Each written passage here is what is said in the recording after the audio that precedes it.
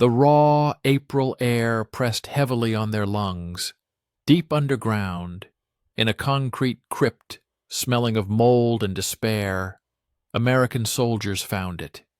Not gold, not paintings. They found what the Nazis had hidden, with the same fervent dedication they used to build their terrifying empires. They found a spear, not just an ancient weapon, but a legend, whispered about for centuries.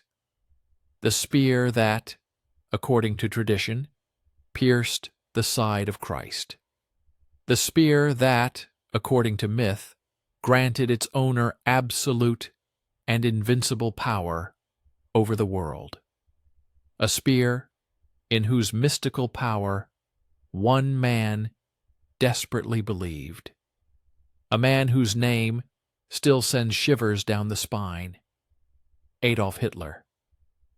Imagine a young, impoverished artist, a failure, wandering the streets of Vienna like a ghost.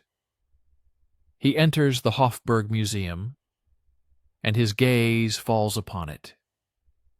The spear. Something changes within his soul.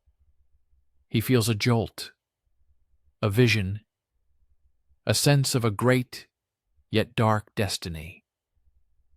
He vows that one day this spear will be his, and he made it so. What began as a whisper in the dusty corridors of museums turned into an obsession that moved armies and redrew the maps of continents. The question isn't whether the spear was truly magical. The question is that Hitler believed it was. And that belief became as potent a weapon as tanks and bombs. It became one of the darkest chapters of World War II. But how could a mere piece of ancient metal gain such power over the mind of a man who plunged the world into chaos? It wasn't about the metal. It was about a history steeped in blood and power. A history that begins 2,000 years ago on a hill outside Jerusalem. This is Golgotha. The smell of dust and iron hangs in the air. A Roman centurion, said to be nearly blind from cataracts, must confirm that the crucified man is dead. His name is Gaius Cassius Longinus. He takes his spear and thrusts it. And at that moment, as the Gospel says, blood and water flow from the wound. The mixture splashes into the centurion's eyes, and his sight is miraculously restored. Stunned, he becomes one of the first believers, and his spear, from a simple soldier's weapon, transforms into a relic. The spear of destiny. Soon, a legend is born, powerful and seductive. He who owns this spear, it states, holds the destiny of the world in his hands. It was a kind of medieval version of America's manifest destiny, a belief in a divine right to power embodied in a physical object. And the most powerful people in history wanted to possess it. It is said that Emperor Constantine, who saw a cross in the sky and made Christianity the religion of the Roman Empire, owned it. Then Charlemagne, the founding father of Europe. Legend claims he carried it in 47 victorious battles, and died the very moment he accidentally dropped it. From hand to hand, from one holy Roman emperor to another, the spear was passed like a baton of power, creating an unbroken chain of rulers for 1,000 years. Each owner added a new chapter to its bloody biography. For centuries, emperors and kings saw it as a divine symbol, a holy relic. But at the beginning of the 20th century in Vienna, a man looked at it and saw something entirely different. He didn't see a relic of the past. He saw a key to the future, to his future. To understand how the Spear of Destiny transformed from a museum exhibit into a Nazi fetish, we need to go back to Vienna at the turn of the 20th century, to a city of dreams and nightmares, where a hungry artist named Adolf Hitler first encountered his destiny. Vienna, early 20th century. This was not just a city of waltzes and opera houses. It was a crucible where new, dangerous ideas simmered. A city of splendor and squalor, where Freud explored the dark corners of the subconscious, and dozens of nations mingled in the streets, sparking the rise of fierce nationalism. It was fertile ground for despair and for the birth of a monster. Here in this city lived a young man, twice failed at the Academy of Fine Arts, selling cheap postcards to avoid starvation, sleeping in shelters and on park benches. His name was Adolf Hitler, and he was filled with rage at a world that had rejected him. In search of answers and a sense of self-worth, he immersed himself not in politics, not yet. He immersed himself in mysticism. He devoured books on the occult, on secret societies, on ancient Germanic myths and the Aryan race. It was like falling down a rabbit hole of modern conspiracy theories, each new book confirming his convictions and persuading him that he was one of the few who knew the true truth. And one day, in 1912, this path led him to the Imperial Treasury, the Hofburg Museum. He walked through the echoing halls, past crowns and scepters, and then he stopped. In the dim light, behind the cool glass of a display case, lay the Spear of Destiny. For most visitors, it was just another historical artifact. But Hitler didn't see a rusty spearhead. He saw its entire 1,000-year history. He saw Charlemagne. He saw the emperors who ruled Europe. He saw a symbol of absolute divine power. Time stood still. The museum disappeared. Only he remained, and the spear. He would later describe this moment as a mystical revelation. He stood spellbound, feeling a power emanate from the relic. He felt that this spear had been waiting for him, that it was the key to his great mission, which he didn't yet fully comprehend, but already felt with his entire being. In that moment, he knew that one day he would return for it. This was no mere youthful fantasy. It was a vow made to himself in a cold museum hall. And to fulfill it, he first needed to conquer not a museum, but an entire country. 26 years, an entire lifetime. The failed artist from Vienna now stood at the pinnacle of power. He was the Führer of the German Reich. His voice made millions raise their hands in fanatical salute. His will became law. But the vow made in that cold museum hall was not forgotten. It awaited its time. And that time came on March 12th, 1938. The world watched, holding its breath, as steel columns of German tanks crossed the Austrian border. It was the Anschluss, the reunification. Officially, it was Hitler's triumphant return to his homeland.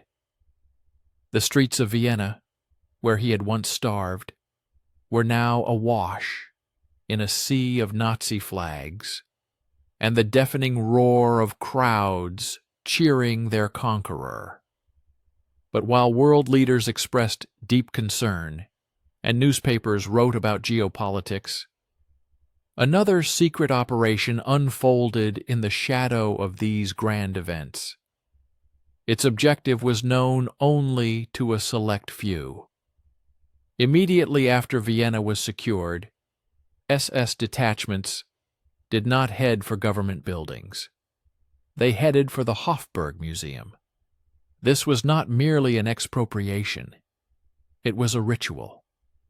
Men in black uniforms, with death's heads on their caps, acted swiftly and silently. Without a single shot, they took control of the imperial treasury.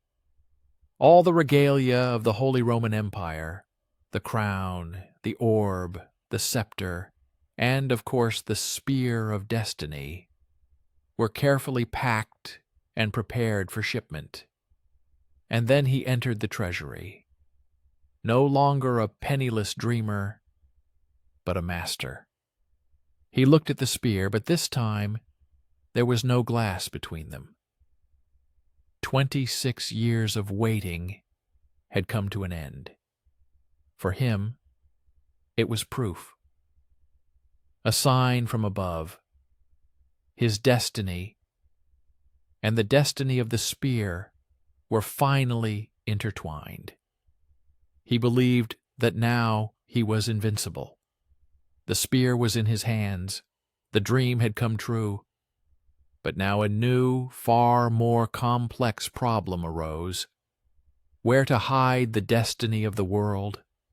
This artifact was too important to simply put in a safe.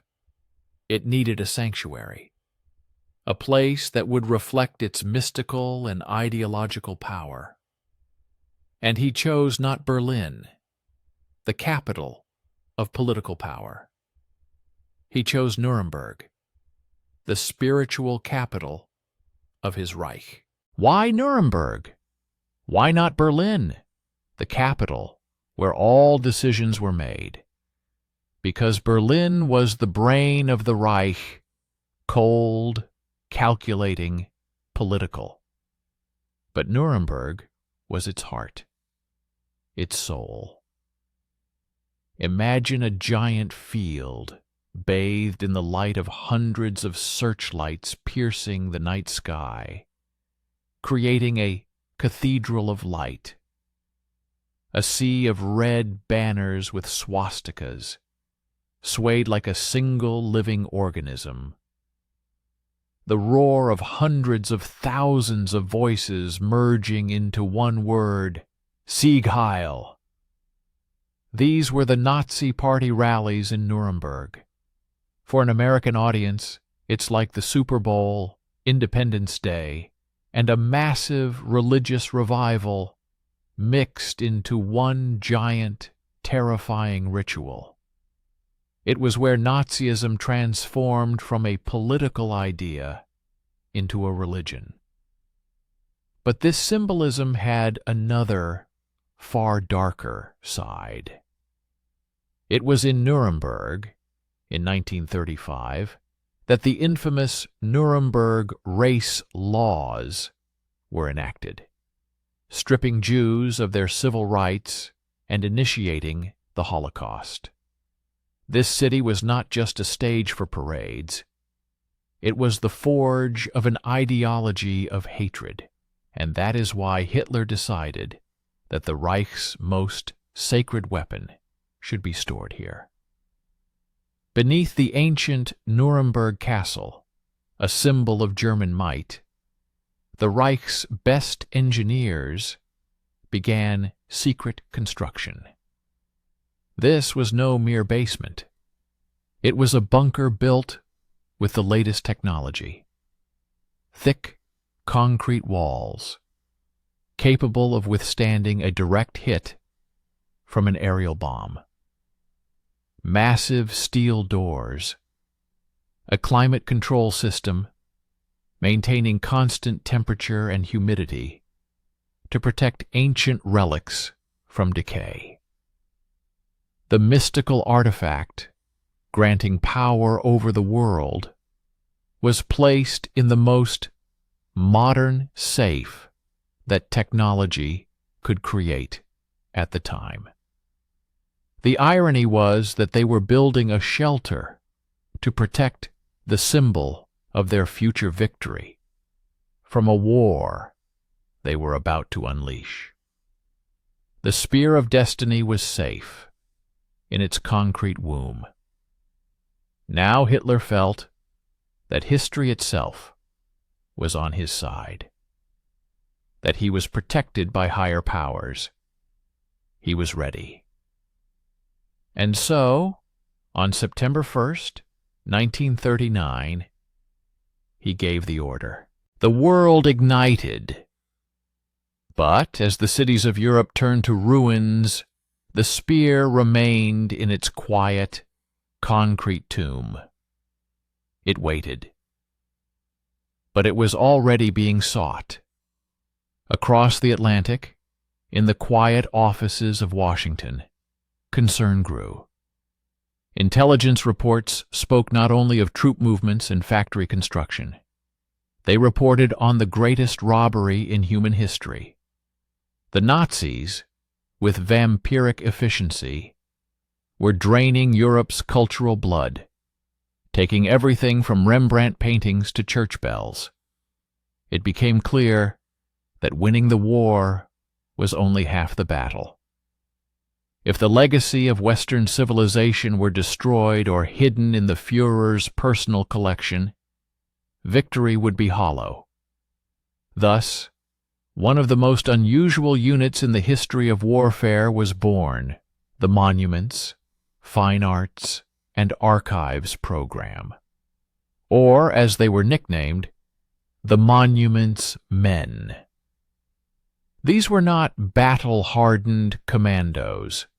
They were professors, museum directors, art historians, and architects.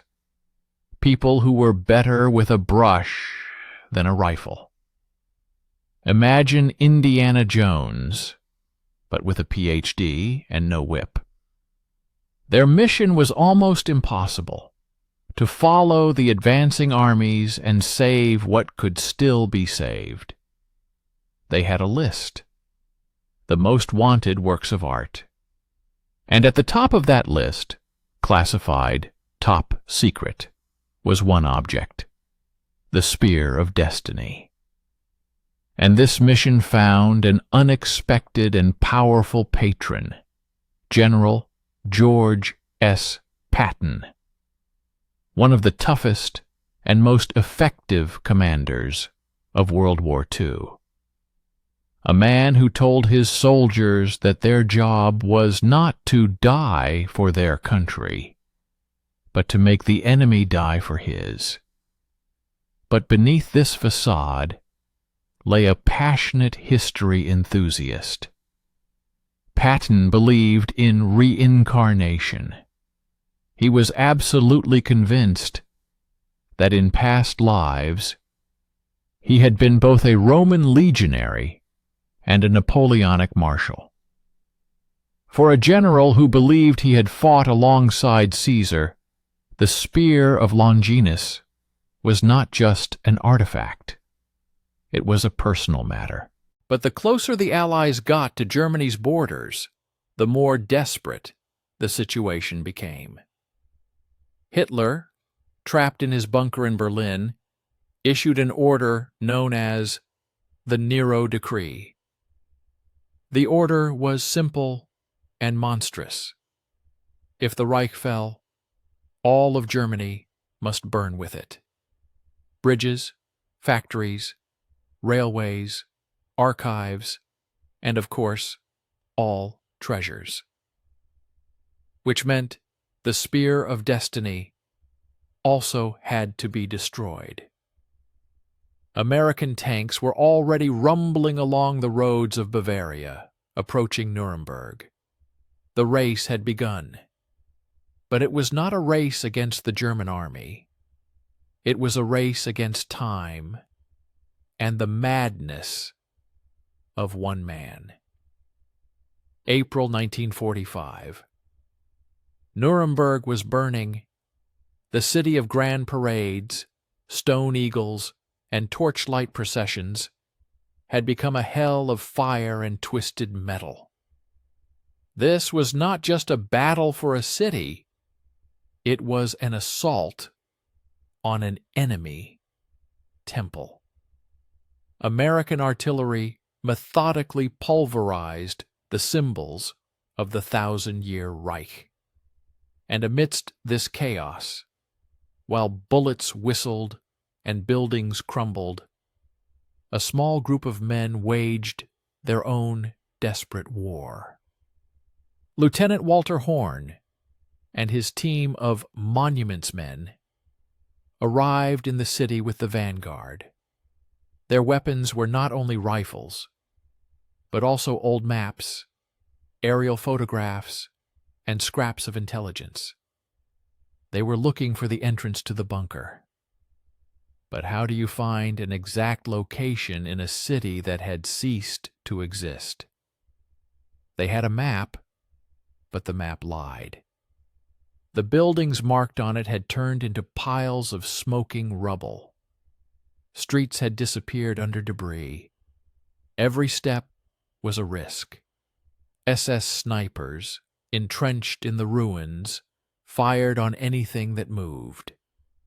General Patton demanded results, but Horn and his men were looking for a needle in a haystack that someone had set on fire. They scoured the ruins, descended into every basement, risking being buried or encountering the last fanatics of the Reich. In one, they found crates of wine intended for the Nazi elite. In another, terrified civilians begging for mercy. But there was no sign of the bunker entrance. Days passed. The city had almost fallen, but the main objective of the mission had not yet been achieved. And then, just as hope was almost lost, they got lucky. They found a man who knew. The deputy mayor of Nuremberg, who did not want to die for the Führer. He wanted to live. In exchange for guarantees of safety, he agreed to show them the entrance.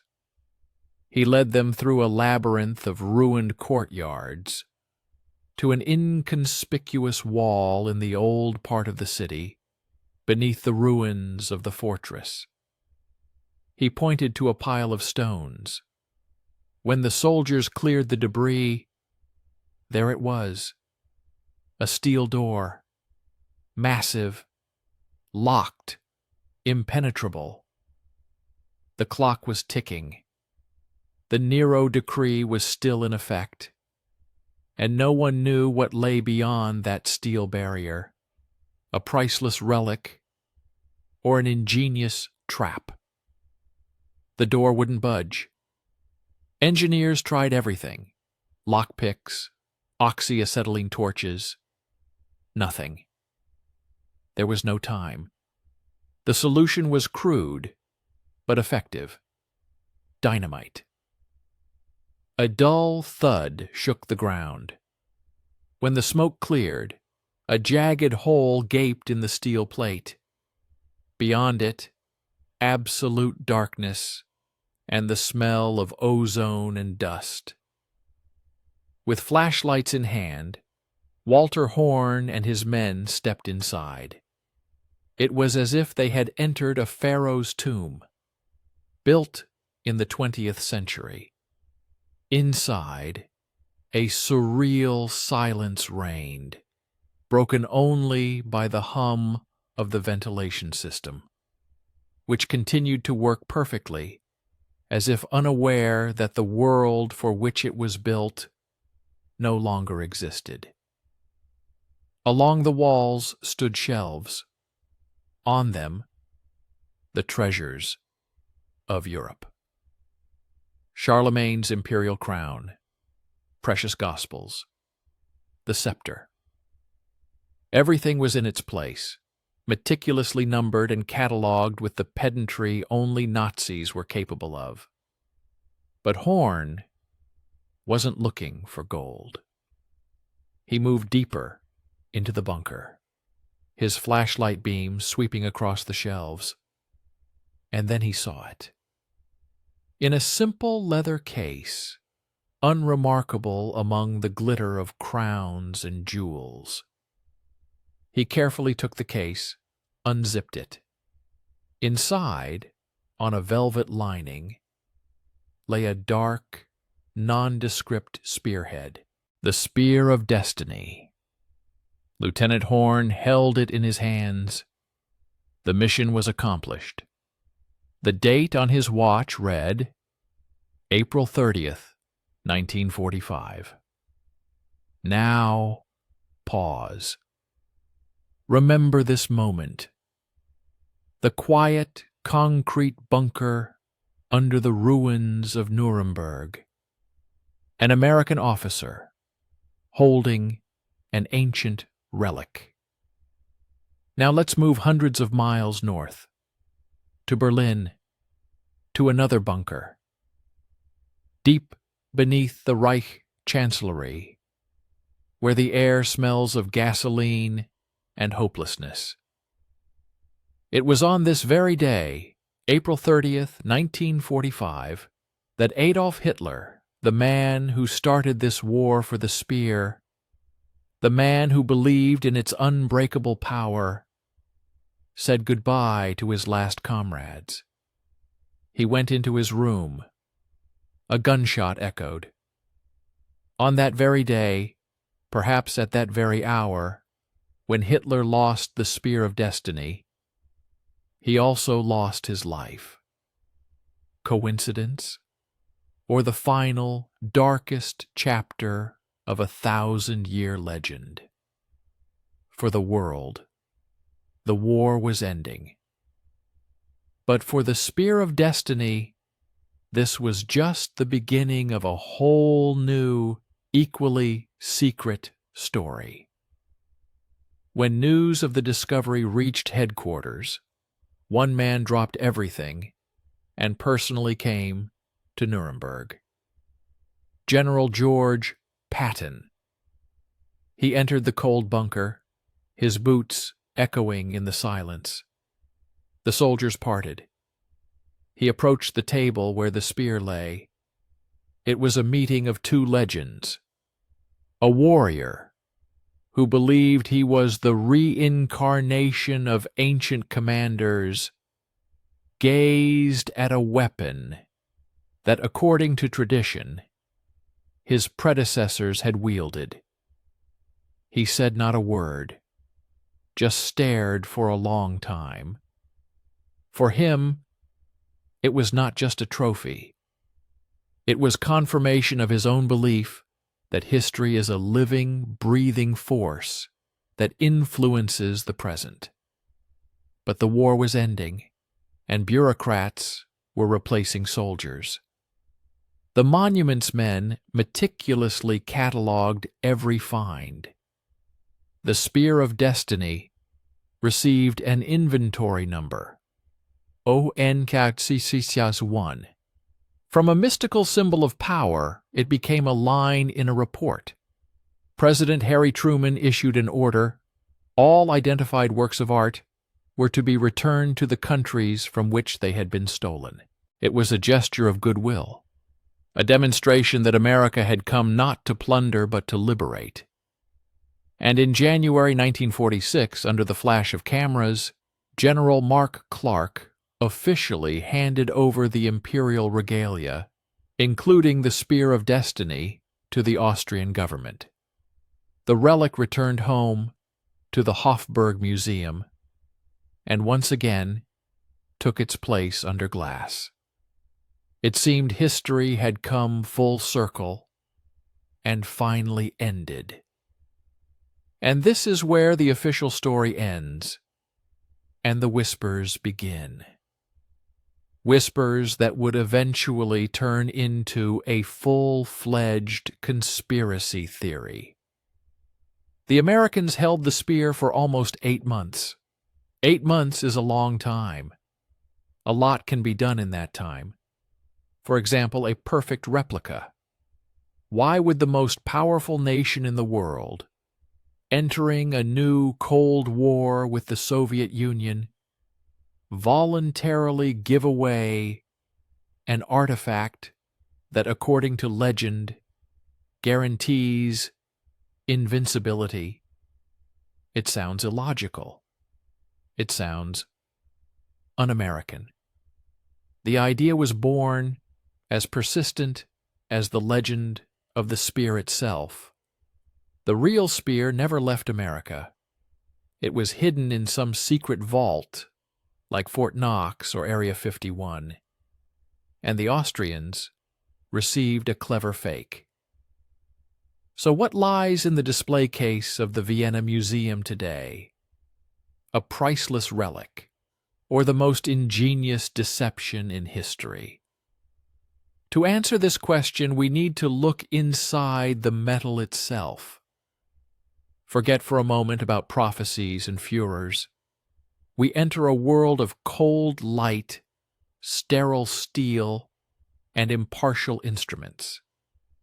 In the early 2000s, after lengthy negotiations, the Austrian government allowed the most thorough scientific examination of the Spear of Destiny in history. A team of scientists, metallurgists, historians, engineers carefully extracted the relic from its velvet bed. It was time for X-rays, laser scanning, and chemical analysis. A legend that had persisted for 2,000 years was about to be tested against modern science. And science delivered its first blow. The metal analysis of the spearhead itself was unequivocal. It was not forged in the 1st century Roman Empire. It was created much later, around the 7th century AD. During the early Middle Ages, this meant one thing: the spearhead kept in Vienna could not be the weapon that pierced the side of Christ. For skeptics, this was the end of the story. The myth debunked. Just another medieval forgery. But scientists noticed something else. Embedded in the spear blade and wrapped with silver wire was a small metal rod, traditionally considered one of the holy nails from the crucifixion. It was added to the spear many centuries after its creation to enhance its sanctity. It's like embedding a piece of the original Liberty Bell into a modern chalice. They analyzed it. And this is where the story takes another sharp turn. This small nail was made in the 1st century AD. It was as old as the Roman Empire, as old as Jerusalem in the time of Pontius Pilate. What does this mean? It changes everything. The Spear of Destiny is not a single object. It is a composite relic. It's a kind of reliquary. The medieval spear was specifically forged to serve as a receptacle for another, much older, and perhaps authentic artifact. Emperors like Charlemagne did not worship a 7th century weapon. They worshipped what was inside it. Science did not kill the legend. It made it more complex. It showed that at the heart of the myth might lie a grain of shocking truth. But Hitler did not commission a metallurgical analysis. He did not see X-rays. He believed in the legend. And it was this belief, not iron atoms, that became one of the driving forces of the most destructive war in history. So what is more important, the object itself or the story we tell about it? Science tells us that the Spear of Destiny is a medieval artifact with an ancient Roman nail embedded in it. But did that matter? To Charlemagne? To the Holy Roman Emperors? To Adolf Hitler? No. We are creatures who think in symbols. For an American, the flag is not just a piece of cloth. It is a symbol of freedom, the sacrifices made for it, and the promise of a better future. Similarly, for Hitler, the Spear of Destiny was not just a piece of metal. It was the physical embodiment of his right to power. Imagine. You are about to do something terrible, to turn the world upside down, unleash war, destroy millions. Your conscience will resist. But what if you have proof that fate itself is on your side? That higher powers have chosen you? The spear was that proof for Hitler. It was his blank check from destiny, which he filled with blood. It transformed his aggressive ambitions from political calculation into a sacred mission. This is a universal human need, the search for the Holy Grail by the Knights of the Round Table, Indiana Jones's hunt for the Ark of the Covenant. We always look for external confirmation of our righteousness, our chosenness. Hitler simply pushed this idea to its darkest and most monstrous extreme. The spear did not give him superpowers. It gave him something far more dangerous, absolute certainty in his rectitude. It was this certainty, this fanatical belief, that fueled the Nazi war machine. Soldiers went into battle not just for the Führer. They went into battle for a man who, they believed, was chosen by history itself. Symbols have not disappeared. They have simply changed form. Today, they may not be ancient relics, but viral ideas, conspiracy theories, or political slogans. But the principle is the same. They give people a sense of belonging to something great and justify actions they would never take alone. The Spear of Destiny has returned to the museum. But the idea it embodies, the idea that one object or one idea can give you the right to rule the world, that idea has not gone away. And it is as dangerous today as it was 1,000 years ago.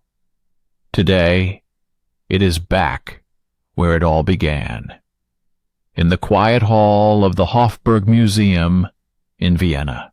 Behind thick bulletproof glass, in subdued light, lies a dark piece of metal.